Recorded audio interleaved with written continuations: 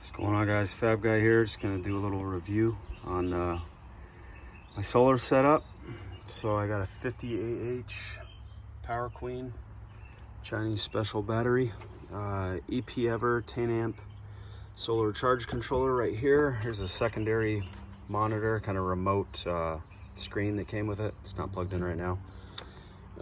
Just junction box, and then this is a Victron Orion 12 volt 9 amp charger, but it actually puts out like 10.5 amps, which is pretty cool. And I have that on a switch.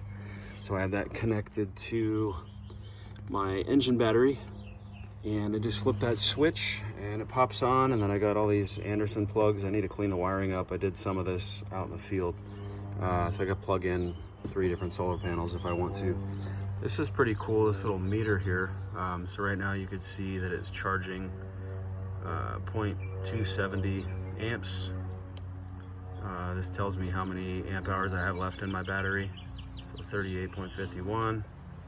That's the current charging voltage. I don't have big panels on right now. Normally when I do, it'll go up to 14.6. I think the 160 watt panel I have puts out 20 volts, and that's percentage. So I wanted to set it up so I don't have to carry giant solar panels with me, even though they're only, I think, 7 to 9 pounds. A little bit of a mess in there, but I'll tidy that up once I get around to it. So I'll show you the 2 panels that I got.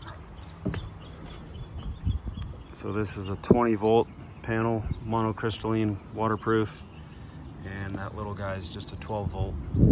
Got some spot over there in the corner for gear. And those are both wired into the MPPT controller. I did have a cheaper controller to start with. It's Renogy Voyager, and it's a PVM. What do they call that? Pulse wave module, or PWM, PVM. I got it because it's supposed to be shock proof and all sealed, waterproof, etc. But this thing puts out like, it spikes to like 17 volts. You can set it for a lithium battery, 14.6 or whatever, 14.2, and it still spikes up. So I didn't want to damage my battery. I think it'd kill you, man. Blow your battery up. And apparently these LiFePO4s, lithium iron phosphates, can put out some nasty fumes.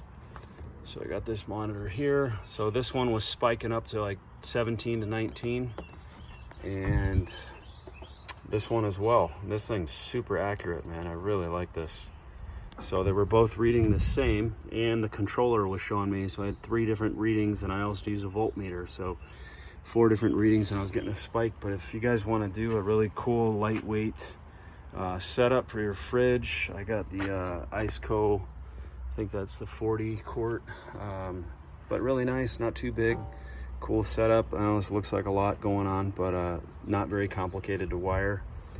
And yeah, I just need to clean my wiring up and do that over when I have time. But like I said, I was super rushed and literally did some of it while I was camping. So at least I had it going. And this fridge here will discharge this battery about 15 to 17%. And that's with the Jeep sealed up, windows up. It's been like 90, 95 out where I was camping.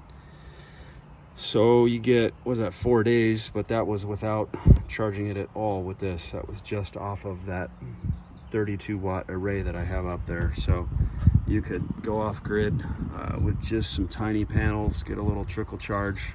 I think the highest I've seen is about 1.8 amps. This fridge will pull 3.8 when it's really cranked. But with the 10.5 amp charger, I'm good to go. And the reason why I put this in is because this protects my alternator, because I have dissimilar batteries. I have an Optima red top and this LiFePO4, so I didn't want to blow up my alternator, even though I think it's a bigger one. I think it's 136 amp, but they suggest limiting the charge on these. This thing can take 25 amps according to the manufacturer's specifications, but I've heard you only want to charge them about 20% of their rated capacity. So 20% of 50 is where you want to be charging that at the most. So anyways, there you go, guys. Just another couple ideas for you. Have a good one. Over and out.